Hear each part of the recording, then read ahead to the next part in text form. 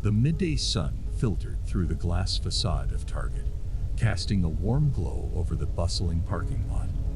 As I stepped out of my car, the familiar hum of activity surrounded me, a symphony of shopping carts rattling and excited chatter filling the air. With a sense of anticipation, I made my way towards the entrance, eager to immerse myself in the world of discounted prices and bulk buying. "Isn't it crowded today?" I overheard a woman remark to her companion, her voice tinged with a hint of exasperation. Her companion chuckled. "Seems like everyone had the same idea as us. Must be the sale on household essentials." I nodded in agreement, sympathizing with their observation.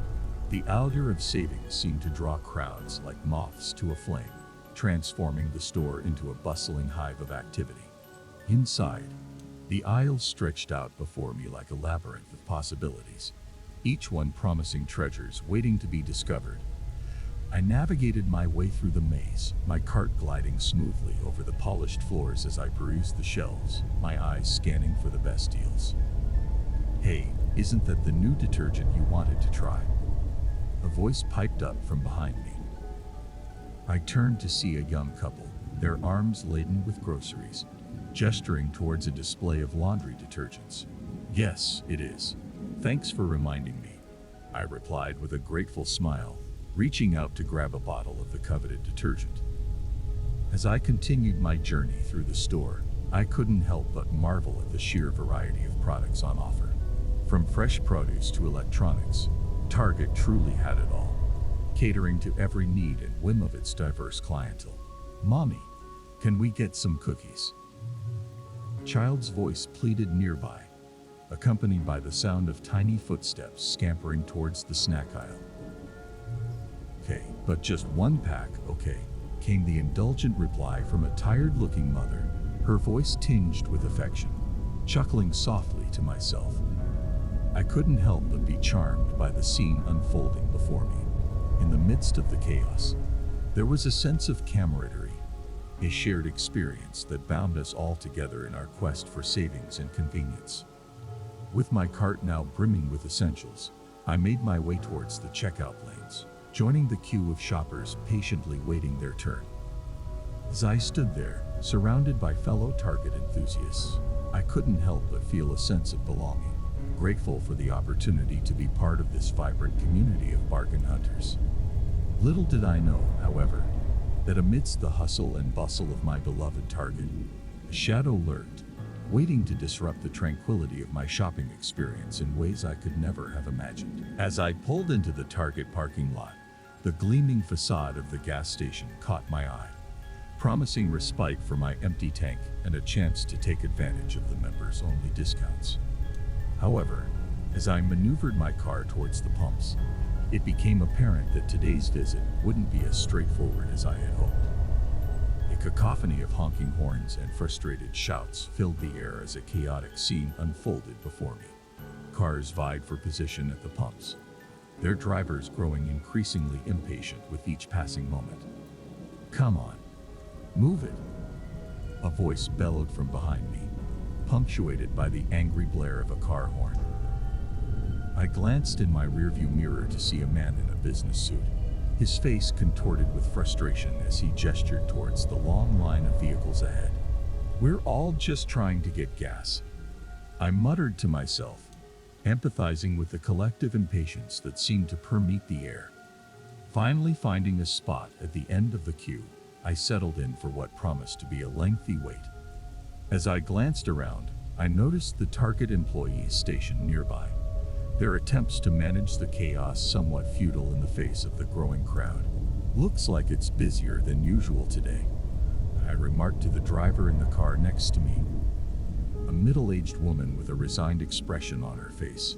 She nodded in agreement, her lips pressed into a thin line. "Tell me about it. I've been sitting here for almost 20 minutes already." With a sympathetic smile, turned my attention back to the line of cars stretching out before me, resigning myself to the inevitability of the situation. Time passed slowly as I inched my way towards the pumps, the tension in the air palpable as tempers flared and frustrations mounted. "Hey, watch it," a voice shouted from behind me, followed by the sound of screeching tires.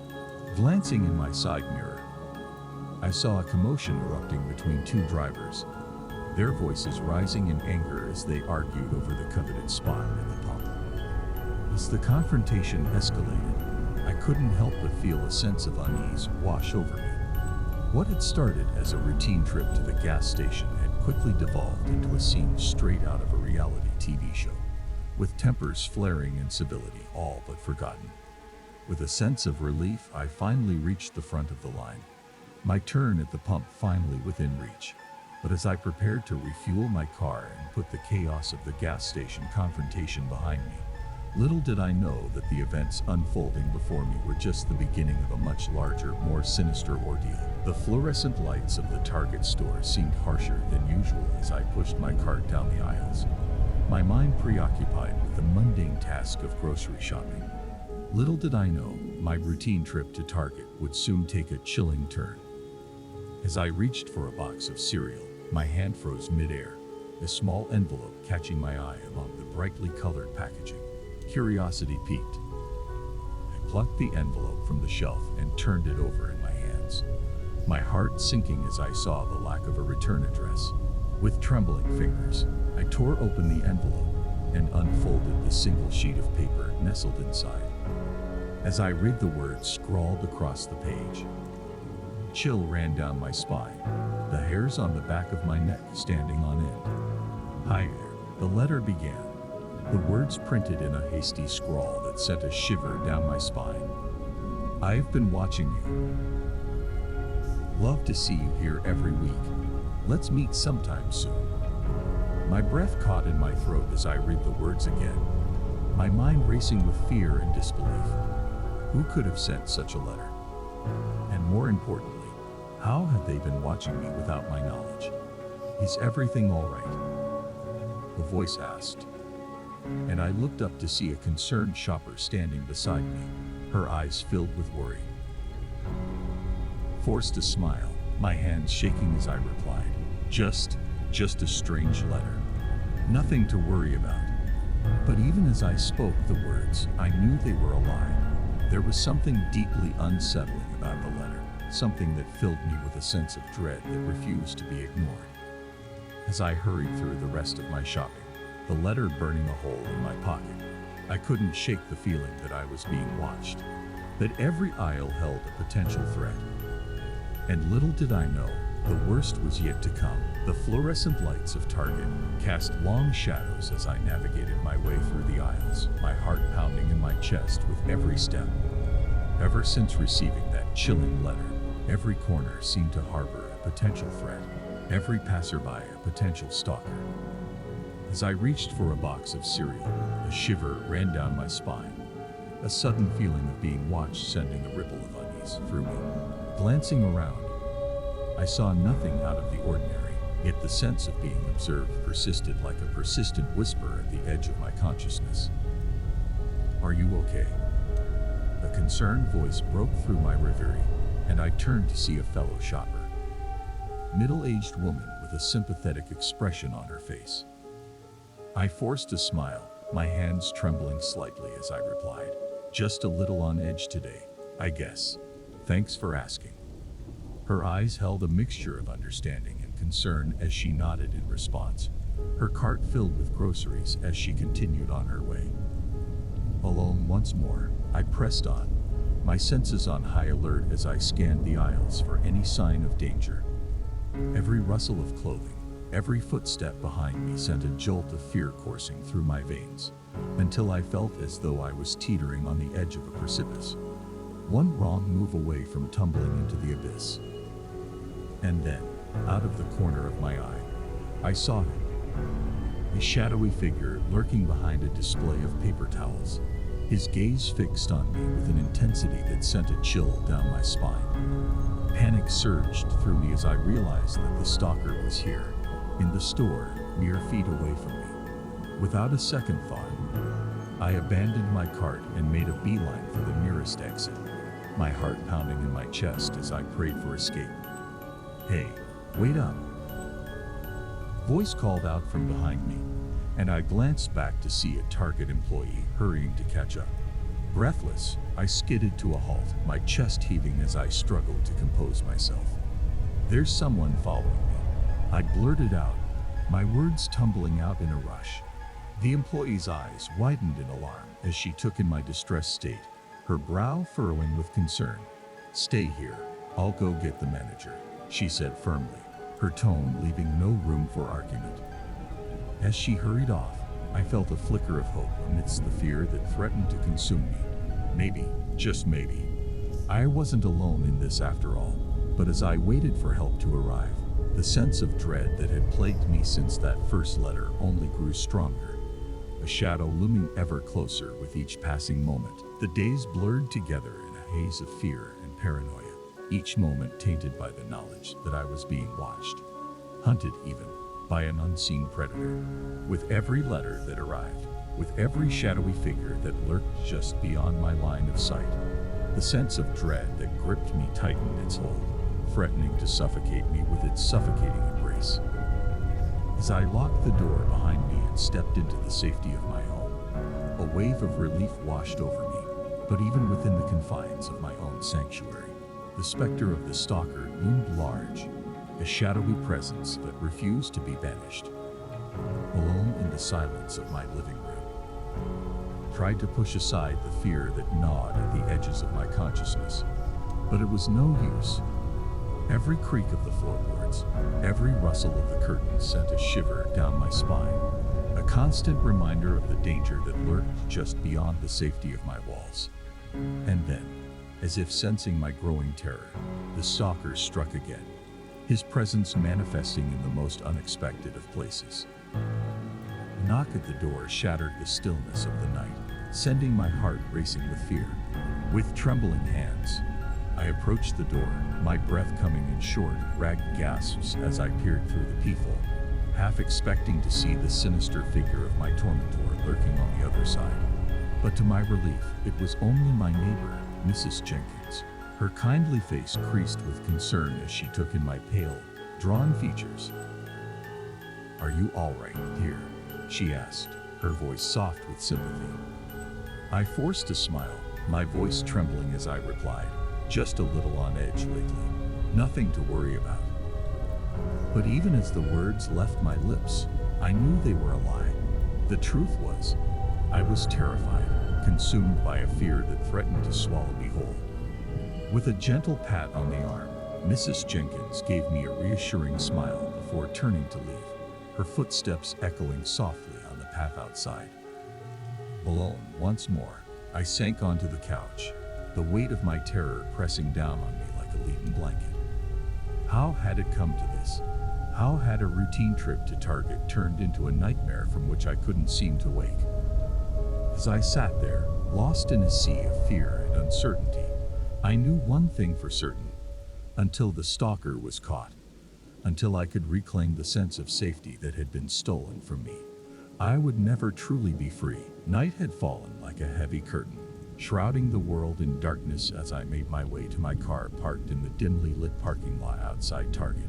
The air was thick with tension, every shadow seeming to hold the promise of danger as I fumbled for my keys, my heart pounding in my chest with every passing moment. As I approached my car, a sense of unease settled over me, a feeling that something was terribly wrong. It was then that I saw him, a shadowy figure lurking in the darkness of the back seat, his presence a silent threat that sent a chill down my spine. Panic surged through me as I realized that the stalker was here, in my car, mere inches away from me. Without a second thought, I stumbled backwards, my hands shaking as I fumbled for my phone, desperate to call for help. 911. What's your emergency? A voice crackled through the line, and I swallowed hard, my voice trembling as I recounted the terrifying ordeal unfolding before me. As I spoke, the sound of footsteps echoed through the parking lot, growing louder with each passing moment. With a sinking feeling in the pit of my stomach, I realized that the stalker was still out there, still watching, still waiting to strike. "Stay calm. Help is on the way," the dispatcher reassured me. But her words offered little comfort in the face of the imminent threat that loomed just beyond my car door. And then, as if by some miracle, the sound of sirens pierced the night. Beacon of hope in the darkness. Relief flooded through me as I heard the approaching police cars, their lights flashing like beacons in the night. With trembling hands, I unlocked the door and stumbled out of the car, my heart pounding in my chest as I waited for the cavalry to arrive. Moments later, the parking lot was filled with flashing lights and the sound of shouting voices as the police descended upon the scene. "Ma, are you all right?" A voice asked, and I turned to see a police officer standing beside me, his expression grave as he took in my shaken appearance. "I think so," stammered, my voice barely more than a whisper as I struggled to make sense of the nightmare that had just unfolded. With a reassuring nod, the officer ushered me away from the car, his presence a comforting anchor in the midst of the chaos. As I watched the police swarm over my car, searching for any sign of the stalker who had invaded my life, I knew that this was far from over. But for now, at least I was safe. And as I stood there, surrounded by flashing lights and the sound of shouting voices, I couldn't help but feel a glimmer of hope amidst the darkness. Maybe, just maybe, this nightmare would finally come to an end. The sound of sirens pierced the night as I stood frozen in terror, my eyes fixed on the shadowy figure lurking in the back seat of my car. With trembling hands, I fumbled for my phone, desperation clawing at my chest as I dialed 911, praying for help to arrive before it was too late. 911, what's your emergency? A voice crackled through the line, and I swallowed hard, my voice barely more than a whisper as I recounted the terrifying ordeal unfolding before me. There's someone in my car," I stammered, my words tumbling out in a rush as I fought to keep the panic at bay. The dispatcher's voice was calm and reassuring as she guided me through the next steps, her words a lifeline in the darkness as I waited for help to arrive. Minutes felt like hours as I stood there, the sound of approaching sirens growing louder with each passing moment. And then, the roar of engines and a blaze of flashing lights, the police descended upon the scene, their presence a welcome sight in the midst of the chaos. "Ma'am, step away from the vehicle," a voice called out, and I turned to see a police officer standing beside me, his expression stern but reassuring. With trembling limbs, I obeyed, backing away from the car as the officers swarmed over it, their flashlights sweeping the interior in search of the intruder. Is he still in there?" I asked, my voice barely more than a whisper as I watched the officer's work. The officer shook his head, his gaze softening with sympathy as he replied, "No, ma'am. We didn't find anyone inside." Relief flooded through me at his words, the tension draining from my body as I realized that the threat had passed. But even as I breathed a sigh of relief, a sense of unease lingered in the air, a reminder of the danger that still lurked just beyond my reach. As the officers wrapped up their investigation and assured me of my safety, I couldn't help but feel a profound sense of gratitude for their swift response. Without their intervention, I shuddered to think what might have happened. With a final word of caution, the officers bid me farewell and disappeared into the night, leaving me standing alone in the empty parking lot, the echoes of their presence fading into the darkness.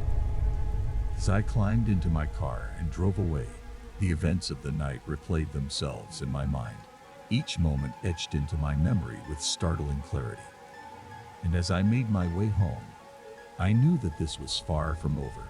The stalker may have eluded capture this time, but I was determined to see justice served, no matter what it took. In the aftermath of the harrowing ordeal with the stalker, I found myself grappling with a whirlwind of emotions, each one more tumultuous than the last.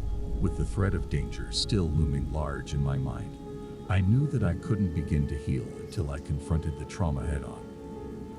With a sense of determination burning bright within me, I returned to Target, the scene of so many nightmares, in search of closure. As I stepped through the familiar sliding doors, I felt a shiver run down my spine. the memories of past encounters still fresh in my mind. But this time was different. This time, I refused to be ruled by fear. With each step I took, I felt the weight of the past begin to lift from my shoulders, replaced by a newfound sense of strength and resilience. "Are you sure you're ready for this?" a voice asked, and I turned to see my best friend, Sarah, standing beside me, her eyes filled with concern. I nodded, a steely determination shining in my eyes as I replied, "I have to be. I can't let him control my life anymore." With a reassuring smile, Sarah squeezed my hand, her silent support a comforting presence by my side as we ventured further into the store. As we made our way through the aisles, I couldn't help but marvel at the sense of freedom that washed over me.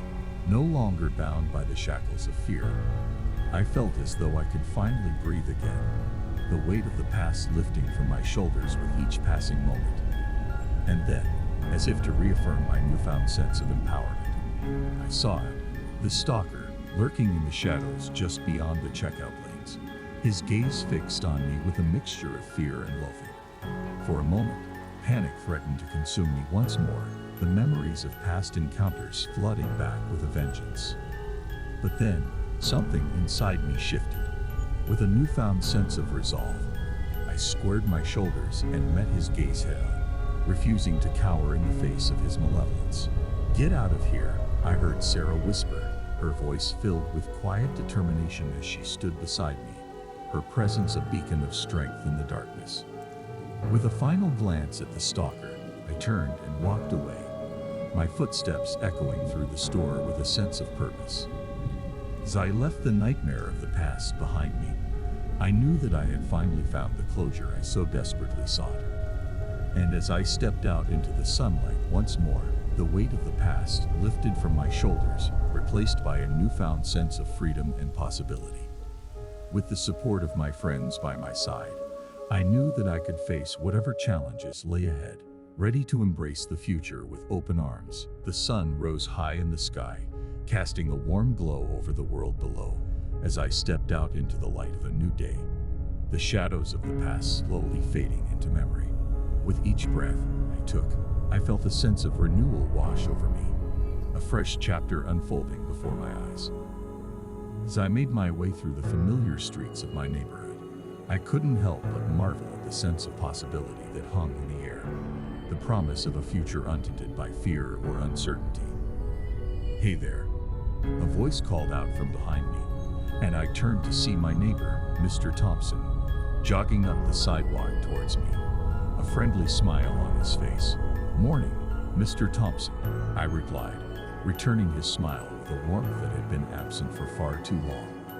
He fell into step beside me, his easy demeanor a welcome balm to my soul as we walked together through the quiet streets. "I heard about what happened," he said, his voice soft with sympathy. "I just wanted to say how glad I am that you're okay." Nodded, my throat tightening with emotion as I struggled to find the words to express my gratitude. "Thank you, Mr. Thompson. It means a lot." As we walked, the weight of the past seemed to grow lighter with each passing moment, replaced by a sense of hope and determination. No longer bound by the shadows of fear, I felt as though I could finally embrace the future with open arms, ready to seize the opportunities that lay before me. And as I stepped into the light of a new day, I knew that I was not alone. With the support of my friends and neighbors by my side, I was ready to face whatever challenges lay ahead, confident in the knowledge that I had emerged from the darkness stronger than ever before. For the first time in a long time, I felt truly alive, the weight of the past lifting from my shoulders as I embraced the promise of a brighter tomorrow. And as I walked into the dawn of a new day, I knew that the best was yet to come.